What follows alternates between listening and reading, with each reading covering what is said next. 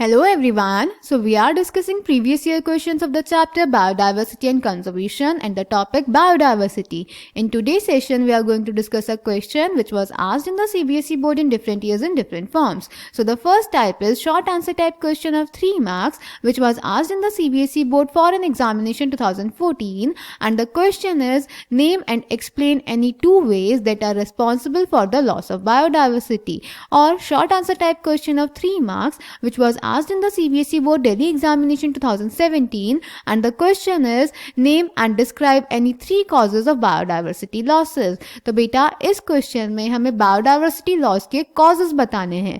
So let's check the answer. तो बेटा biodiversity loss के मेन 4 कॉजेज हैं जिन्हें हम एविल क्वाड्रेट के नाम से जानते हैं, जिसमें फर्स्ट है हैबिटेट लॉस एंड फ्रेगमेंटेशन, यानी जब किसी स्पीशीज के हैबिटेट को हम डिस्ट्रॉय कर देते हैं या उसके हैबिटेट को लार्ज एरिया को स्मॉल एरिया में डिवाइड कर देते हैं, यानी हैबिटेट का फ्रेगमेंटेशन कर देते हैं, तो बायोडाइवर्सिटी लॉस होता है. बेटा हैबिटेट लॉस और फ्रेगमेंटेशन मोस्ट इंपॉर्टेंट कॉज है बायोडाइवर्सिटी लॉस का, यानी एनिमल्स और प्लांट्स के एक्सटिंक्ट होने का. For example tropical rain forest जो पहले अर्थ का 14% से भी ज़्यादा एरिया कवर करते थे, उनको हमने इतना डिस्ट्रॉय कर दिया है कि वो आज की डेट में 6% से ज़्यादा एरिया कवर नहीं करते. सिमिलरली बेटा अमेजॉन रेन फॉरेस्ट को हमने सोयाबीन कल्टीवेशन और बीफ कैटल को रेज करने के लिए बहुत ज़्यादा काट दिया है, जबकि अमेजॉन रेन फॉरेस्ट इतना बड़ा है कि उसको हम लंग्स ऑफ द प्लैनेट कहते हैं. सिमिलरली बेटा जो हैबिटेट लॉस है वो पॉल्यूशन की वजह से भी हो रहा है.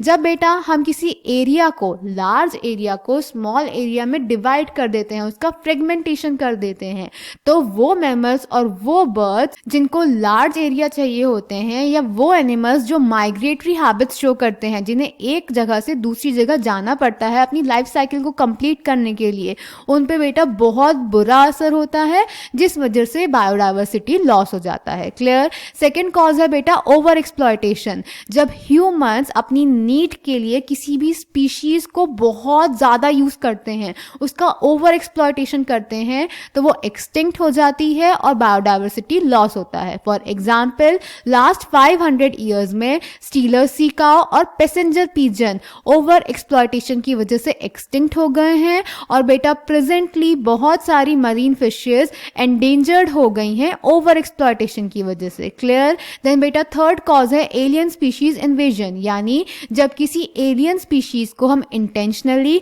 और अनइंटेंशनली इंट्रोड्यूस करवाते हैं किसी दूसरे एरिया में, तो उस एरिया की जो नेटिव इंडिजिनस स्पीशीज होती हैं वो उनकी पॉपुलेशन को डिक्लाइन कर देती हैं और उनके एक्सटिंक्शन कर देती हैं. फॉर एग्जाम्पल जब लेक विक्टोरिया में नाइल पर्च को इंट्रोड्यूस कराया गया, तो वहाँ पे इंडिजीनियसली रहने वाली सिकलेट फिशेस उनकी 200 स्पीशीज का एक्सटिंक्शन हो गया. सिमिलरली बेटा पार्थीनियम यानी कैरेट ग्रास, लेंटाना और वाटर हायसिंथ यानी आइकॉर्निया, इनका इंट्रोडक्शन जब किया गया इंडिया में, तो एनवायरनमेंट बहुत बुरी तरह डैमेज हुआ और इंडिजिनस स्पीशीज पे बहुत बुरा असर पड़ा. ऑल्सो बेटा अफ्रीकन कैटफिश यानी क्लैरियास गैरीपाइनस, इसका भी इलीगल इंट्रोडक्शन कराया गया है एक्वाकल्चर पर्पसेस के लिए, जिसकी वजह से इंडिजिनस कैटफिशेस का एक्सटिंक्शन हो गया है. क्लियर. देन बेटा फोर्थ कॉज इज को एक्सटिंक्शंस, यानी जब दो स्पीशीज एक दूसरे पे डिपेंड करती हैं अपनी लाइफ साइकिल के लिए, तो उनमें से अगर किसी एक स्पीशीज का एक्सटिंक्शन हो जाता है किसी भी वजह से, तो दूसरी स्पीशीज भी एक्सटिंक्ट हो जाएगी. इसको बोलते हैं को एक्सटिंक्शन. एग्जाम्पल बेटा अगर एक होस्ट फिश है उसका एक्सटिंक्शन हो जाता है, तो उस पर रहने वाले जितने भी पैरासाइट्स होंगे वो भी एक्सटिंक्ट हो जाएंगे. या फिर बेटा प्लांट पॉलिनेटर रिलेशनशिप, अगर सपोज पॉलिनेटर एक्सटिंक्ट हो गया है तो प्लांट का भी पॉलिनेशन नहीं होगा और वो भी धीरे धीरे एक्सटिंक्ट हो जाएगा. क्लियर. तो बेटा ये मेन 4 कॉजेज हैं जिनको हम एविल क्वाड्रेट बोलते हैं. इसमें से आप इन क्वेश्चंस में जितने पूछे गए हैं उतने आंसर कर सकते हैं. Clear. So the answer is there are 4 major causes. The evil quartet is the sobriquet used to describe them. First, habitat loss and fragmentation. This is the most important cause driving animals and plants to extinction. The most dramatic examples of habitat loss come from tropical rainforests, once covering more than 14% of the Earth's land surface. These rainforests now cover no more than 6%. They are being destroyed fast. The Amazon rainforest, it is so huge that it is called the lungs of the planet, harboring probably millions of species, is being cut and cleared for cultivating soya beans or for conversion to grasslands for raising beef cattle. Besides total loss, the degradation of many habitats by pollution also threatens the survival of many species. When large habitats are broken up into small fragments due to various human activities, mammals and birds requiring large territories and certain animals with migratory habits are badly affected, leading to population declines. Second, overexploitation. Humans have always depended on nature for food and shelter, but when need turns to greed, it leads to overexploitation of natural resources.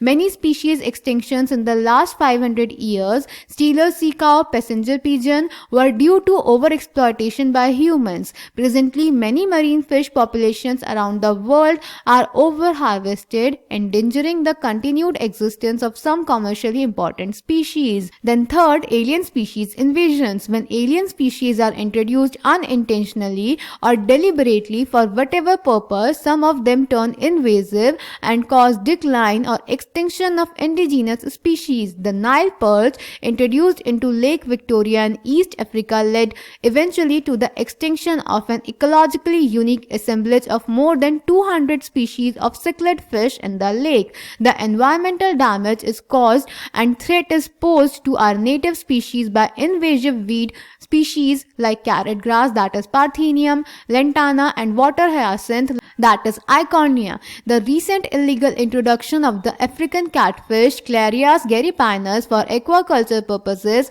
is posing a threat to the indigenous catfishes in our rivers. Then fourth, co-extinctions. When a species becomes extinct, the plant and animal species associated with it in an obligatory way also become extinct. When a host fish species becomes extinct, its unique assemblage of parasites also meets the same fate. Another example is the case of a co-evolved plant-pollinator mutualism, where extinction of one invariably leads to the extinction of the other. So I hope this question is clear to you. Thank you.